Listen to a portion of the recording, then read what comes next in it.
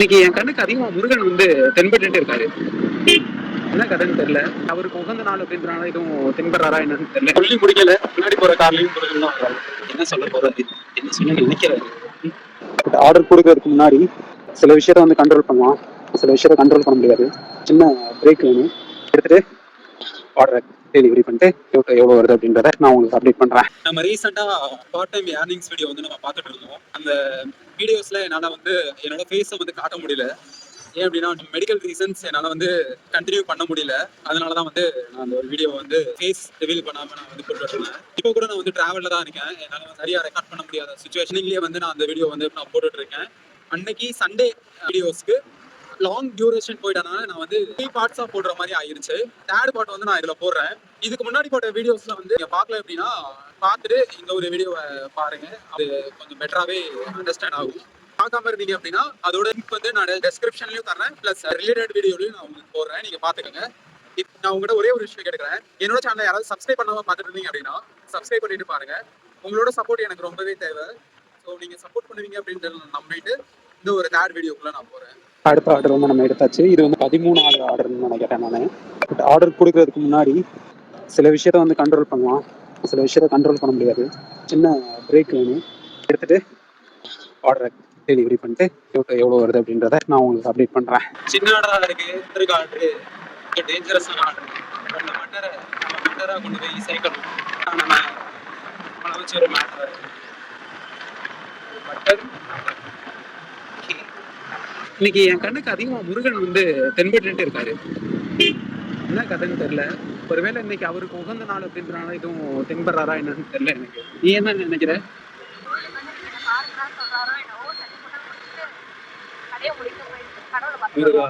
எனக்கும் ஆசைப்பா உன்னை நேர்ல வந்து பார்க்கணும்.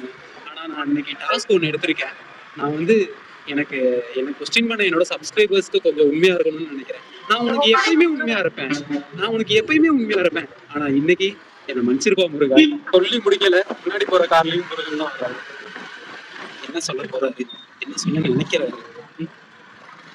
ஆனா கண்டிப்பா ஏதோ ஒன்று சொல்ல நினைக்கிறேன். நல்ல வழியில தான் போயிட்டு இருக்கேன்னு சொல்றாரு நினைக்கிறேன். போயிட்டு இருக்கேன். கொஞ்சம் மேடு மலமா இருக்கு. அது சரியா அடுத்த லொக்கேஷன் வந்தாச்சு. டெலிவரி கொடுத்துட்டு பே அவுட் என்னன்னு நான் உங்களுக்கு காட்டுறேன். இந்த ஒரு ஆர்டர் டெலிவரிக்கு 30 rupees வந்திருக்கு. இப்போது 11:43 ஆகுது டைமு. இப்போ வரையும் நாங்கள் 543 rupees வந்து ஆட் பண்ணியிருக்கோம். ஆல்மோஸ்ட் ஒரு 3 hour 43 minutes தான் ஆகுது.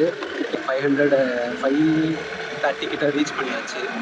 ஓகே, எண்ட் ஆஃப் தி டே நான் எவ்வளோ ஆட் பண்ணுறேன் அப்படின்றத நான் உங்களுக்கு இன்னும் தெளிவாக வித் ஃபுல் எக்ஸ்ப்ளனேஷனோட காட்டுறேன். எக்ஸாக்டாக சொல்லணும்னா 383 ரைடு ஃபேர், 40 வந்துட்டு போனஸ், அப்புறம் 120 12 ஆர்டர்ஸ் கம்ப்ளீட் பண்ணதுக்கான இன்சென்டிவ்.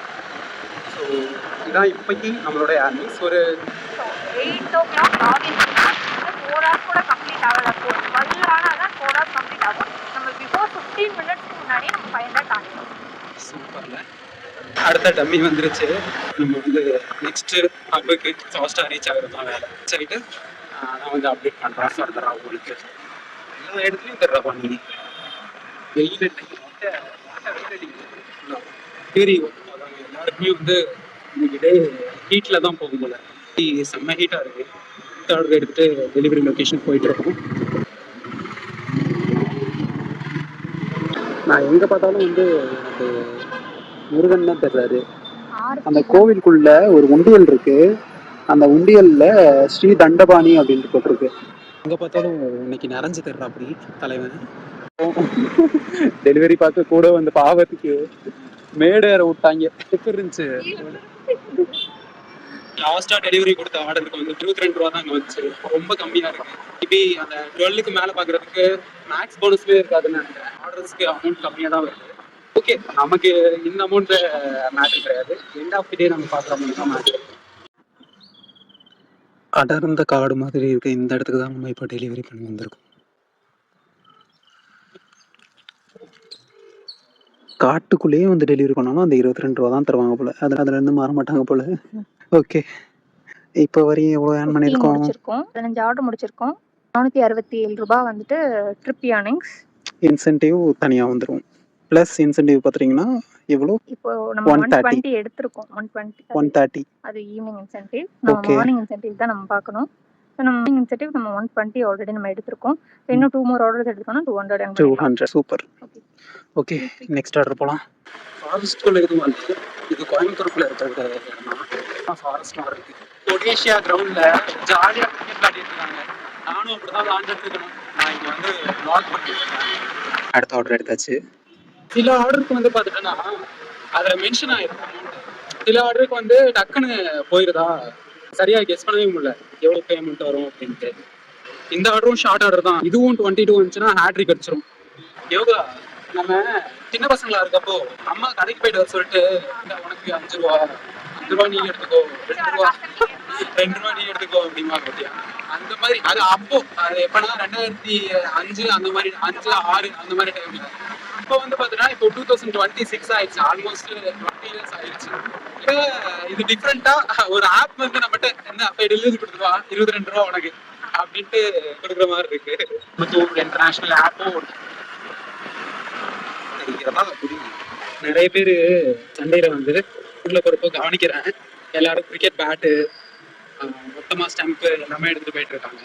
அதெல்லாம் பாக்குறப்போ ரொம்ப ஆசையா இருக்கு. ஏன்னா அப்படி சுத்திட்டு இருந்த பையன் தான் நானுமே. அதெல்லாம் மிஸ் பண்றேன்ப்பா. இப்போ ரொம்ப மிஸ் பண்றேன். முக்கியமா மோகன். அப்புறம் கேப்ரியல். என் கூடவே இருக்கு 2 பேரு. ஆமா.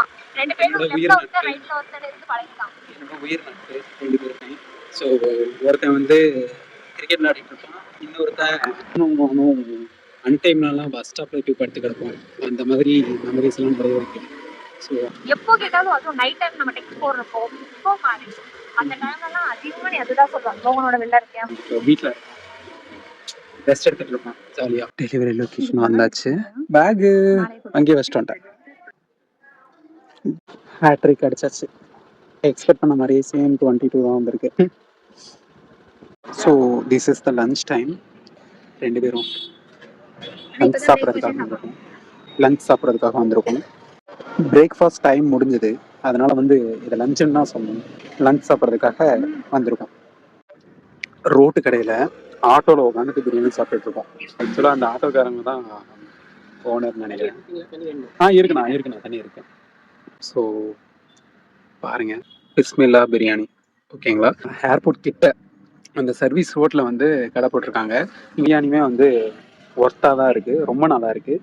ஸோ இந்த சைடு யாராவது வந்தீங்கன்னா நீங்களும் எங்களை மாதிரி வாங்கிட்டு ஆட்டோவில் உட்காந்து ஜாலியாக சாப்பிடுங்க.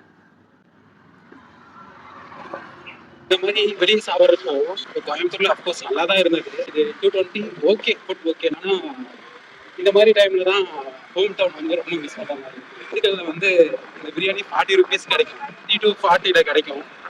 டேஸ்டாக இருக்கும். கம்பேர் பண்ணுறப்போ ரொம்ப மிஸ் பண்ணுற மாதிரி இருக்குது.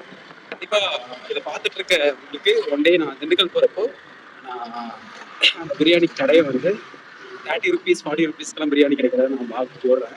எல்லாரும் சாப்பிட்ருக்கேன்னு நினைக்கிறேன். இப்போ வந்து சாப்பிட்டு முடிச்சுட்டு நெக்ஸ்ட் ஆர்டர் எடுக்கிறதுக்காக போயிட்டு இருக்கேன்.